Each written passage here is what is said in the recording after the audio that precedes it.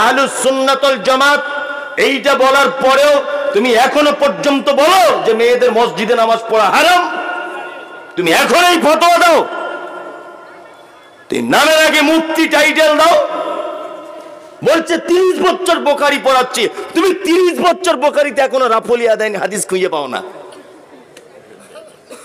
কিছুদিন আগে আপনাদের মুর্শিদাবাদের এক গোপাল ভাঁড় বড় পাগড়ি রেখে বক্তব্য রাখে, বয়স্ক খুব হুজুর, বড় হুজুর, ও লিস্ট করে বলছে মমতাজুল ইসলাম এর বক্তব্য হারাম, শাহিনুর এর বক্তব্য নাজায়েজ, বিরাদার রাহুল একদম হারাম মানে সাংঘাতিক হারাম, আব্দুর রাজ্জাক বিন ইউসুফ বিন কাজ্জাব একেবারে হারাম, মুজাফফর বিন ইউসুফ একেবারে হারাম। তোমার বাপেরটা শোনা যাবে? আর কারো শোনা যাবে না? বিরাদার রাহুলের শোনা যাবে না কেন? না ও মাদ্রাসায় পড়েনি। তাই বিরাদার রাহুল মাদ্রাসায় পড়েনি, ঠিক আছে, এ কথা সত্য, আমি মেনেই নিলাম সে মাদ্রাসায় পড়েনি, সে জেনারেল শিক্ষিত একটা ছেলে। তোমার হুজুর এখনো 30 বছর বুখারী পড়িয়ে জোরে আমিন বলার হাদিস পায় না। তারপরে একটা শব্দ আছে আল আমিন। কাল সকালে আনন্দবাজার পত্রিকায় যদি একটা ঘটনা বার হয় যে মাটির তলাতেও মানুষ পাওয়া গেছে, তারাও জলসা করছে প্যান্ডেল করে। আচ্ছা বলুন তো, বিশ্বাস করবেন আপনারা? যে বিশ্বাস করবে না তার ঈমান থাকবে না, যখনই বলে দেবে না তার ঈমান চলে যাবে। যদি বলছেন কেন, আল্লাহ বলছে আলাম এক বচন, আলামিন বহু বচন। এইরকম তোমরা যে জগতে বসবাস করে এরকম অসংখ্য জগতের মালিক আমি। কি বললাম বুঝলেন নাই? নাসার বিজ্ঞানীরা কিছুদিন আগে কলম পত্রিকায় দেখছিলাম যে নাসার বিজ্ঞানীরা প্রমাণ করেছে যে আকাশের উপরে আরেকটা স্তর পাওয়া গেছে যেখানে অক্সিজেন অ্যাভেলেবেল, মানুষ বসবাস করতে পারে, অনায়াসে মানুষ বসবাস করতে পারে। তা মনে মনে হাসলাম আর বললাম, আল্লাহ সুবহানাহু ওয়া তাআলা বলছেন আল্লাযী খালাকা সাবআ সামাওয়াতিন তিবাকা, আমি আসমানটাকে স্তরে স্তরে 1 তলা 2 তলা 3 তলা 4 তলা 7 তলা এইরকম আমি আসমান বানিয়েছি। এটা আল্লাহ সুবহানাহু ওয়া তাআলা 1500 বছর আগে মুহাম্মদ সাল্লাল্লাহু আলাইহি ওয়াসাল্লামকে বলেছে। নাসার বিজ্ঞানী তুমি 2023 সালে এই ঘটনা প্রকাশ করছে, এর আগেও একটা স্তর পাওয়া গেছে যেখানে মানুষ বসবাস করার উপযোগী। নাসার বিজ্ঞানীরা প্রমাণ করুক আর নাই বা করুক, আমরা মুসলমানরা এর উপরেও যে আরো 7টা স্তর আছে, এতে ঈমান রাখি কি রাখি না? রাখি। যদি কেউ না রাখে তার ঈমান থাকবে না। বিজ্ঞানের কথায় কখন কোরআন প্রমাণ হবে এটা দেখার বিষয় নয়, আল্লাহ সুবহানাহু ওয়া তাআলা বলে দিয়েছেন, এটাই চূড়ান্ত। একটা কথা বলে রাখছি, শুনে রেখে দেন, এই সব বক্তব্য রাখলে আবার এখন ইয়াং জেনারেশনের কথা বলে দিতে পারে যে আপনি তাহলে বিজ্ঞান মানতে চাইছেন না। অবশ্যই বিজ্ঞান মানতে চাই, তবে বিজ্ঞানের যে কথা কোরআনের সঙ্গে মিলে যায় ওই কথাগুলো মানতে চাই। যেগুলো কোরআনের সঙ্গে সংঘর্ষ, বিজ্ঞানের ওই কথার মুসলিমরা 10 পয়সাও দাম দেয় না। কোরআন কি বলেছেন? কোরআন বলেছে বা ইন্না খালাকনাকুম মিন তুরাবিন সুম্মা মিন নুতফাতিন সুম্মা মিন আলাকাতিন সুম্মা মিন মুদগা। মানুষকে তৈরি করা হয়েছে মাটির উপাদান দিয়া। মানুষকে কি দিয়ে তৈরি করা হয়েছে? মাটি দিয়ে। চার্লস ডারউইন উনি থিওরি পেশ করলেন, বানর থেকে মানুষ হয়েছে। হ্যাঁ বলেছে না, স্কুলে পড়ায় না বানর থেকে মানুষ? তা মনে মনে বলবি যে এর মাথাতে কি মগজ ছিল না, এ কি কিছু বুঝতো না? যদি বলছেন এত বড় মাপের মানুষ আর আপনি এইরকম কথা বলছেন, তা বলবো না, এটা তো অযুক্তিকর ব্যাপার, অযুক্তি, কোনো যুক্তিও নেই এতে। আপনাকে আমি একটা জিনিস দেখাই, আপনার বাড়িতে একটা দেশি গরু আছে, আপনি যদি মনে করেন যে আমার একটা জার্সি বাছুরের দরকার, তাহলে বলুন তো ডাক্তারবাবুকে বলে জার্সি বাছুরের ইনজেকশন যদি ওকে পুশ করা হয়, জার্সি বাছুর হবে কি হবে না? হবে? হবে? কিছু বুঝেই না। হবে? হবে। জার্সি বাছুর সম্ভব। গরুর মালিক যদি ভাবে যে হরিণের বাচ্চাতে খুঁজে পাওয়া যায় না, ডাক্তারবাবু একটা হরিণের ইনজেকশন মেরে দাও তো, আচ্ছা হরিণের বাচ্চা হয়। আচ্ছা বলুন তো কিয়ামত পর্যন্ত সম্ভব? সম্ভব নয়, কারণ ওর দেহের ভিতরে শুধু গরুর তৈরি হওয়ার মেশিন ফিট করা আছে, হরিণের মেশিন ফিট করা নাই। আরে বানর তো একটা আলাদা ভিন্ন প্রাণী, বানর একটা ভিন্ন প্রাণী, তার থেকে কিভাবে মানুষ হতে পারে? সম্ভব। স্কুলে এখনো পর্যন্ত এই ক্যালেন্ডার টাঙানো আছে, একজন এইরকম করে আছে, আর একজন এইরকম, আর একজন এইরকম করে আছে, আর একজন দেখছে হাফ প্যান্ট পরে ন্যাংটো, তারপরে দেখছি একজন ফুল প্যান্ট পরে আছে মানুষ। স্কুলে এখনো পর্যন্ত রাখা হয়েছে।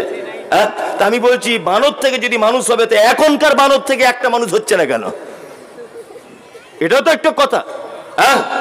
তার মানে বোঝা যাচ্ছে চার্লস ডারউইনের এই থিওরি কোরআনের সঙ্গে সংঘর্ষ, এটা মানতে আমরা বাধ্য নয়। যদি চার্লস ডারউইন একথা বলতেন যে মাটি থেকে মানুষকে সৃষ্টি করা হয়েছে, অবশ্যই বৈজ্ঞানিক তত্ত্ব আমরা মানতে বাধ্য ছিলাম। আলামিন, আল্লাহ তাআলা বলছেন অসংখ্য জগতের মালিক আমি। 2 নম্বর আয়াত শুরু হচ্ছে আর রহমানির রহিম। 2 নম্বর আয়াত, এটা ভালো করে আর একটু বোঝার চেষ্টা করুন। এই লোকটা বছরে 10,000 টাকা দান করে মাদ্রাসায়, আমরা ওকে কি বলবো? দানি, তাই তো? আমি করি বছরে 30,000 বা আমি করি 50,000, আমাকে লোক কি বলবে? দাতা। ওই যে আমার পিছনে যে লোকটা বসে আছে ও করে 1 কোটি, ওকে কি বলবে? দানবীর। কি বলবে? দানবীর। হাজী মোহাম্মদ মহসিনকে কি বলা হয়? দানবীর। তার মানে দানবীর মানে যার দান বেসুমার, তাই না? সবাই কিন্তু আমরা দান করেছি, এ 10,000, আমি 50,000, ও 1 কোটি, তাই না? তাহলে এ হলো দানি, আমি হলাম দাতা, ও হলো দানবীর। রহমান মানেও দয়া, রহিম মানেও দয়া, দুটোই দয়া, তাই না?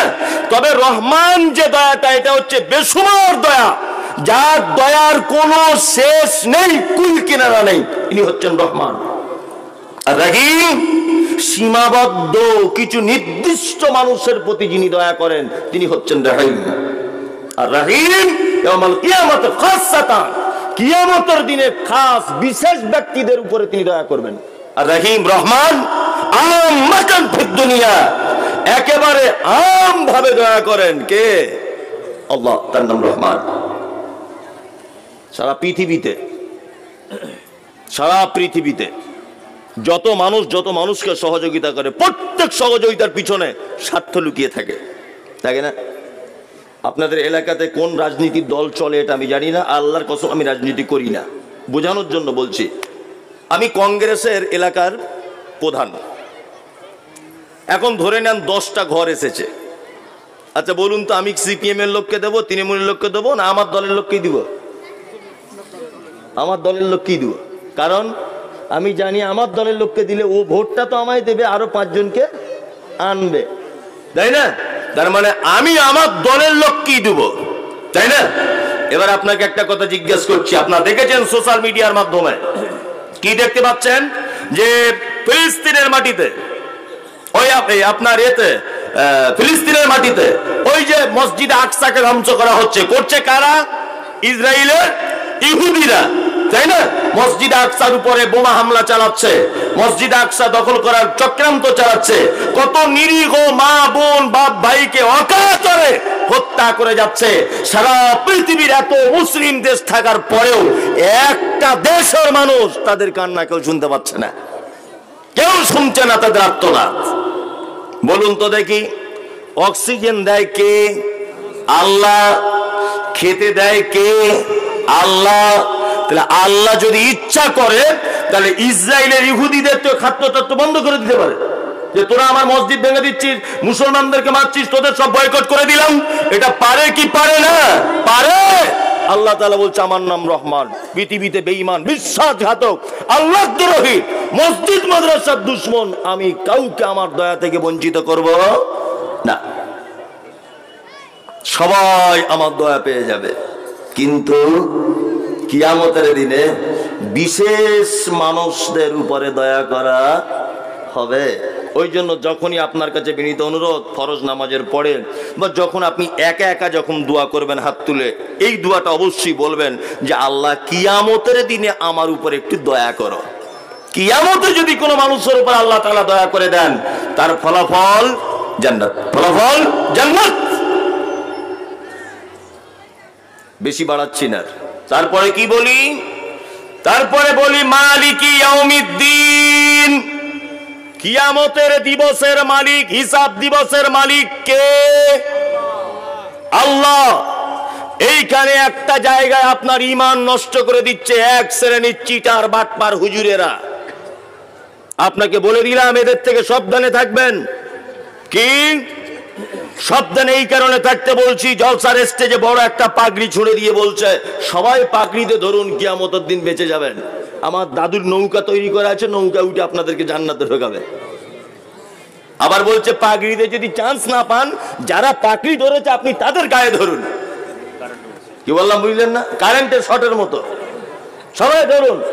আমার দাদু জান্নাতে যাওয়ার জন্য নৌকা ভাড়া করে রেখেছে, তোমাদের সব পৌঁছে দিবে। পৃথিবীর দামি মানুষ, দ্বিতীয় দামি মানুষ ইব্রাহিম আলাইহিস সালাম।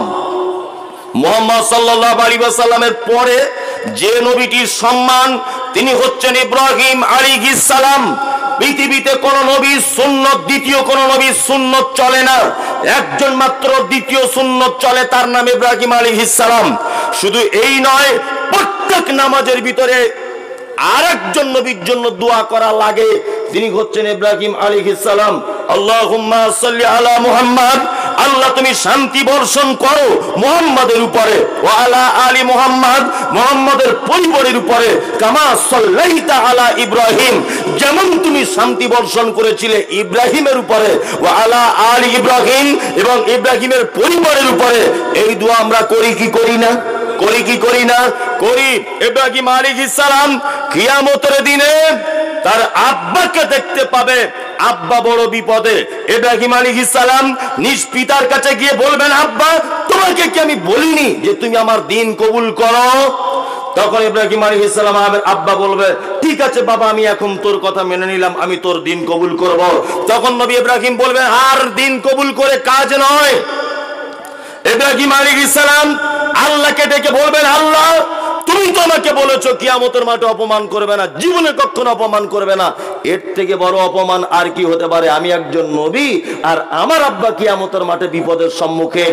তখন আল্লাহ তাআলা বলবেন, ইব্রাহিম আমি বলেছি তোমার আব্বা হোক আর নিকট আত্মীয় হোক, যেই হোক, ঈমান আনেনি পরিত্রাণ পাবে না।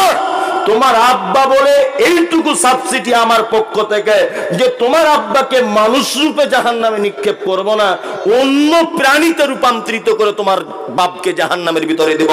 ইব্রাহিম আলাইহিস সালাম দেখতে পাবেন একটা প্রাণী, চতুষ্পদ প্রাণী, ছোট প্রাণী, আর ফেরেশতারা তাকে লাঠি মারতে মারতে এই রকম করতে করতে তাদেরকে জাহান্নামের ভিতরে নিক্ষেপ করা হচ্ছে।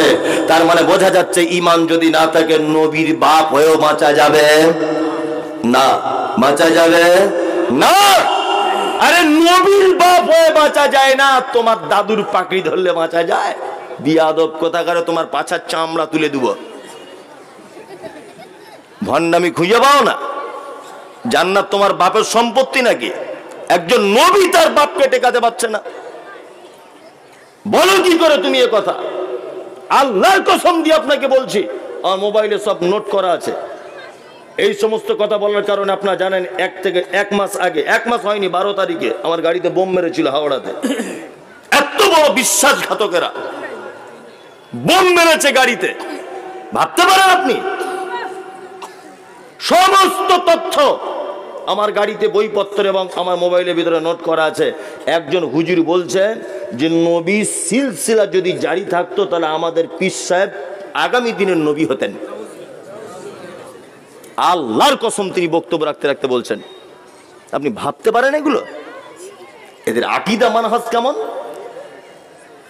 এক শ্রেণীর মানুষ, তাদের মাথায় এয়ারপোর্ট, গোবর ভরা আছে, তারা এদের পিছন পিছন ঘুরছে, খুব পিছন পিছন ঘুরছে এদের। সাবধান, কিয়ামতের দিনের একচ্ছত্র মালিকানার দায়িত্ব কে? কে? আল্লাহ সুবহানাহু ওয়া তাআলা। কিয়ামতটা এটা মুখে বলি, কিয়ামত কেমন হবে জানেন তো? জানেন? চুপচাপ মেরে বসুন, 1 মিনিট যেমন নীরবতা পালন করে তেমন করে বসুন। আপনাকে কিয়ামতটা আমি দেখাচ্ছি স্বচক্ষে। যদি বলছেন এখনো তো হয়নি, আমি একদম আমাকে হওয়ার মতো আপনাকে দেখাচ্ছি। তুরস্কের মাটিতে কিছুদিন আগে একটা ভূমিকম্প হয়েছিল। এই ভূমিকম্পটা হয়েছে এইভাবে কাঁপতে কাঁপতে, বিজ্ঞানীরা বলছে যে মাটি থেকে 8000 ফুট নিচেই মূল ভূমিকম্পটার উৎপত্তি। 8000 ফুট নিচে। এটা আমি আনন্দবাজার পত্রিকা প্রত্যেক দিন পড়ি, ওই পেপার থেকে পড়ে বলছি যে মাটি থেকে ৮,০০০ ফুট নিচে মূল ভূমিকম্পটার উৎপত্তি। তার ফলে পৃথিবীর জমিনটা এইভাবে কাঁপতে কাঁপতে অজস্র বিল্ডিং বালাখানাগুলি ঝরঝর করে ভেঙে পড়ে গেল। কত মানুষ, কত শিশু, কত গৃহপালিত পশু নিঃস্ব হয়ে গেল। ভাঙা স্তূপের ভিতরে তারা আটকা পড়ে গেল। কত মানুষ তারা মারা গেল। মারা গেল না? মারা গেল। আল্লাহু আকবার। বিজ্ঞানীদের একটা মতামত, এর নিচে একটা প্লেট, এই প্লেট সরে যাওয়ার ফলে, এর নিচে একটা স্তরে প্লেট, এই প্লেট সরে যাবার ফলে পৃথিবীর জমিন এইভাবে কাঁপতে কাঁপতে কাঁপতে কাঁপতে ভূমিকম্প শুরু হয়। এটা বৈজ্ঞানিকদের মতামত। যাই হোক, এটা পৃথিবীর ভূমিকম্প। কিয়ামতের দিনের ভূমিকম্প কেমন? আল্লাহ তাআলা বলছেন, ইযা যুলজিলাতিল আরযু যুলজালাহা ওয়া আখরাজাতিল আরযু আসকালাহা। কিয়ামতের দিবসের ভূমিকম্প মারাত্মক ভূমিকম্প, এমন ভূমিকম্প আল্লাহ তাআলা বলছেন ওয়া আখরাজাতিল আরযু আসকালাহা, মাটির তলার জিনিসগুলো উপরে তুলে দেওয়া হবে। সুবহানাল্লাহ। আপনি ভাবতে পারছেন? ঢালাই মেশিন দেখেছেন? বালি সিমেন্ট খোয়া পাথর দিয়ে যেমন এইরকম ভাবে উপরের মাল নিচে, নিচের মাল উপরে। কিয়ামতের দিনের ভূমিকম্পের দৃশ্য ঠিক এরকম।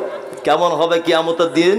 আল্লাহ তাআলা বলছেন, ইয়া আইয়ুহান নাসু তাকু রাব্বাকুম ইন্না যালজালাতাস সাআতি শাইউন আযীম।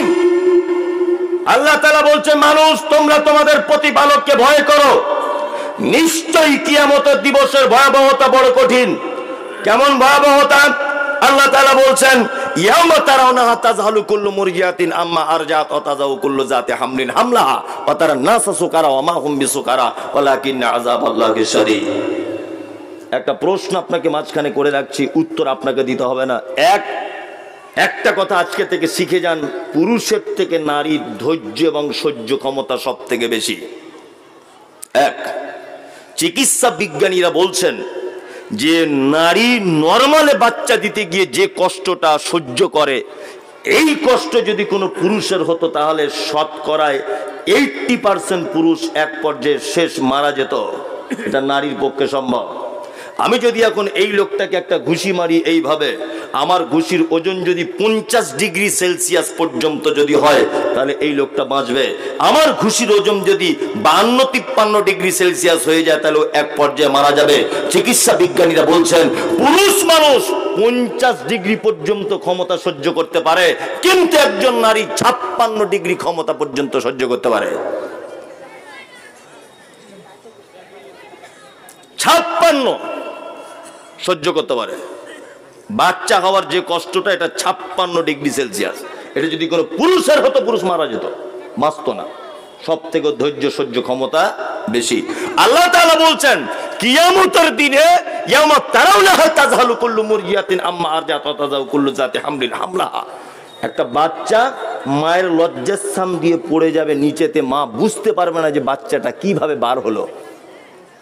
সুবহানাল্লাহ। এর নাম কিয়ামতের মাঠ। 2, দুগ্ধ দানকারিনী মাকে দেখতে পাওয়া যাবে, তার বাচ্চাকে সেদিন মা দুধ পান করাতে ভুলে যাবে। 3, মানুষগুলিকে দেখতে পাওয়া যাবে সব মদ পান করেছে, মাতালের মতো করে ঘুরছে। আল্লাহ বলছেন, ওমা হুম বিসুকারা, একজনও তারা মদ পান করেনি, ওয়ালাকিন্না আযাবাল্লাহি শাদীদ, শুধু আমার কঠিন আযাবের ভয়ে তারা থর থর থর থর থর থর করে কাঁপছে কিয়ামতের মাঠে। এর নাম কিয়ামতের মাঠ। আল্লাহ তাআলা বলছেন, মালিক ইয়াউমিদ্দিন, এই দিনের মালিক হচ্ছে কে? কে? আল্লাহ। তারপরে বলছেন, ইয়াকা না'বুদু, আল্লাহ বলছেন আমরা তারপরে বলি ইয়াকা না'বুদু, তোমারই ইবাদত করি, ওয়া ইয়াকা নাস্তাঈন, তোমারই কাছে সাহায্য চাই। ইবাদত কার জন্য? আল্লাহ। সাহায্য আল্লাহর কাছে চাইতে হবে। আল্লাহ ছাড়া কারো কাছে সাহায্য চাওয়া যাবে না। আমি শিক্ষা দেওয়ার জন্য অনেক কথা বলি যাতে মানুষ বুঝতে পারে। মুম্বাই হাজি আলিতে যারা গেছেন তারা খুব ভালো জানেন। গেছেন কেউ? অনেকজনাই গেছেন। মুম্বাই হাজি আলিতে ঢুকলেই আল্লাহর কসম আমি নিজে দেখে এসেছি 3-4 বার, এখনো ভিডিও করা আছে আমার, দেখতে পারেন সোশ্যাল মিডিয়াতে ঘেঁটে। মুম্বাই হাজি আলি মাজারে ঢুকলেই সেজদা দেওয়ার পরে সেজদা থেকে উঠে একজনা দেখছি বড় ঝাঁটা নিয়ে মাথাতে এরকম করে দিচ্ছে। এই কেউ দেখেছেন এটা? সত্যি বলছি তো না মিথ্যা? সত্যি তো। সত্যি বড় এরকম ঝাঁটালিয়ে একটা লোকের মাথাতে যে সেজদা দিচ্ছে তার মাথায় এরকম করে মারছে।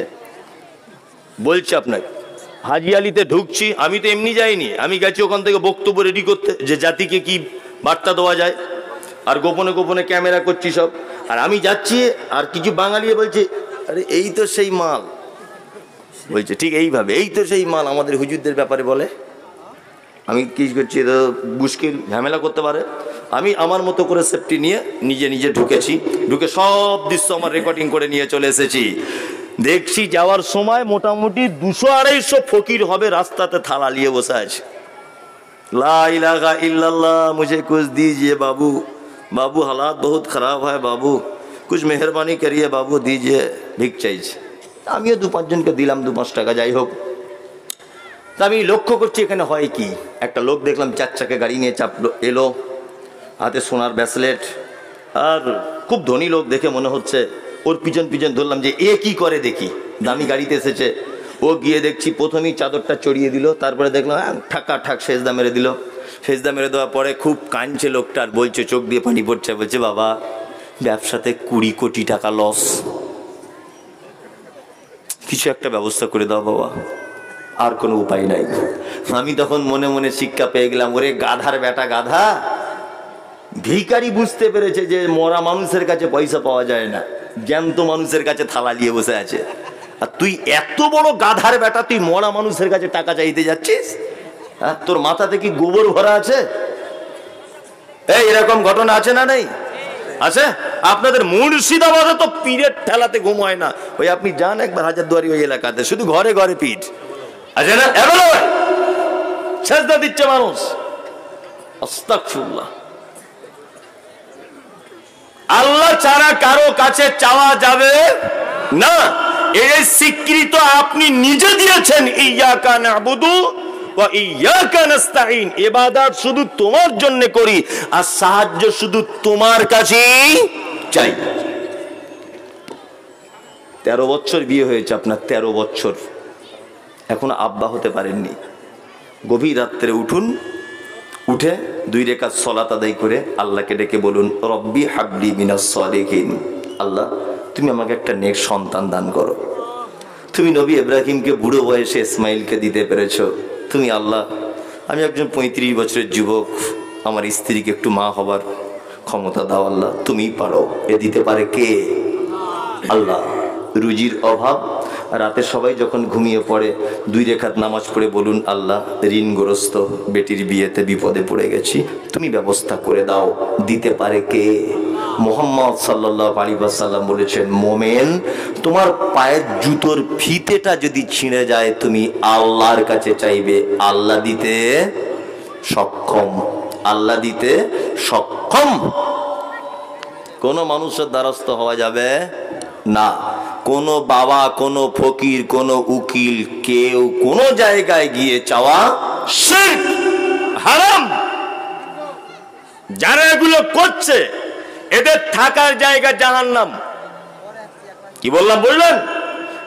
একটা ভয়ঙ্কর কথা আপনাকে বলে যাচ্ছি, শুনে রেখে দেন, ভয়ঙ্কর।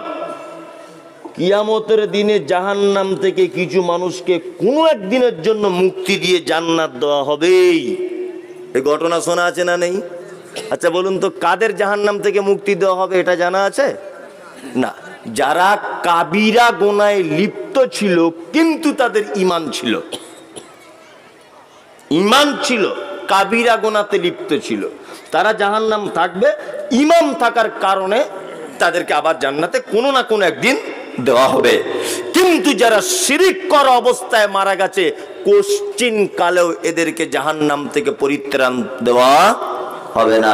2টি পাপ পৃথিবীতে সব থেকে বড় পাপ। এই পাপ দুটো বলতে গেলে অনেক টাইম লাগবে, বলছি না, শুধু বলে দিচ্ছি কত ভয়ঙ্কর। একটা লোক শিরক যদি করে কোশ্চিন কালেও জাহান্নাম থেকে পরিত্রাণ পাবে না। দ্বিতীয় পাপের নাম বেদাত। এক মারাত্মক পাপ, মারাত্মক পাপ। বেদাত ভয়ঙ্কর পাপ, এর পরিণতি জাহান্নাম। দ্বিতীয় নম্বরের সমস্যা হচ্ছে কিয়ামতের মাঠে কাউসারের পানি পর্যন্ত বেদাতকারী পান করতে পাবে না।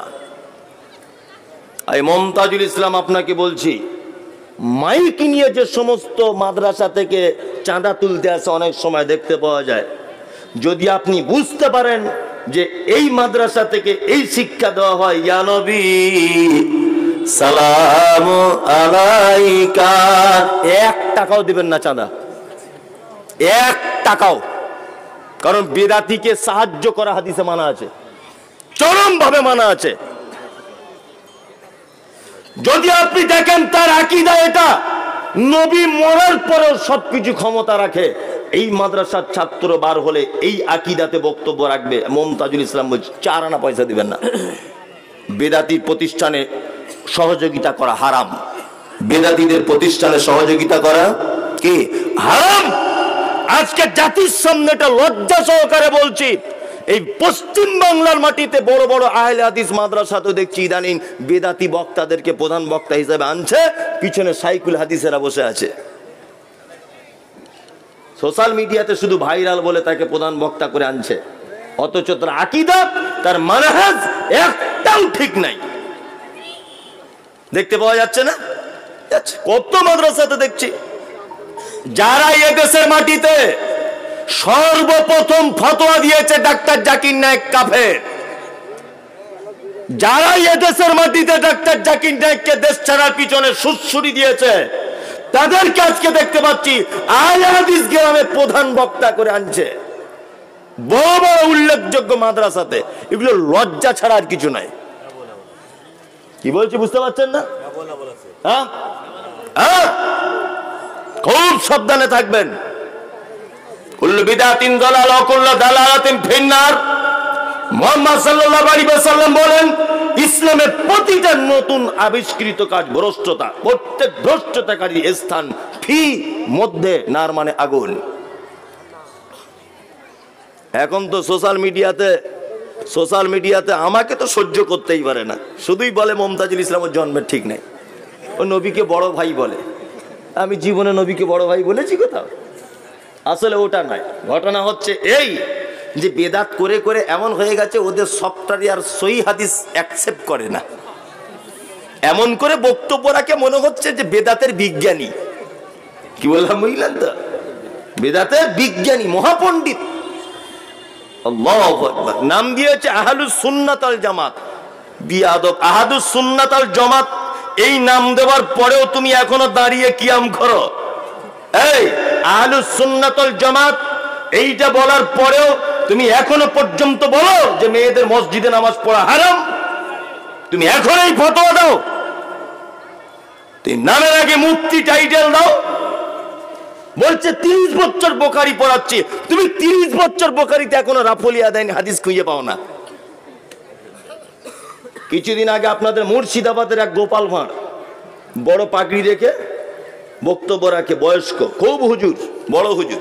ও লিস্ট করে বলছে মুমতাজুল ইসলাম এর বক্তব্য হারাম, শাহিনুর এর বক্তব্য নাজায়েজ, বিরাদার রাহুল একদম হারাম মানে সাংঘাতিক হারাম, আব্দুর রাজ্জাক বিন ইউসুফ বিন কাজ্জাব একেবারে হারাম, মুজাফফর বিন ইউসুফ একেবারে হারাম। তোমার বাপেরটা শোনা যাবে? আর কারো শোনা যাবে না? বিরাদার রাহুলের শোনা যাবে না কেন?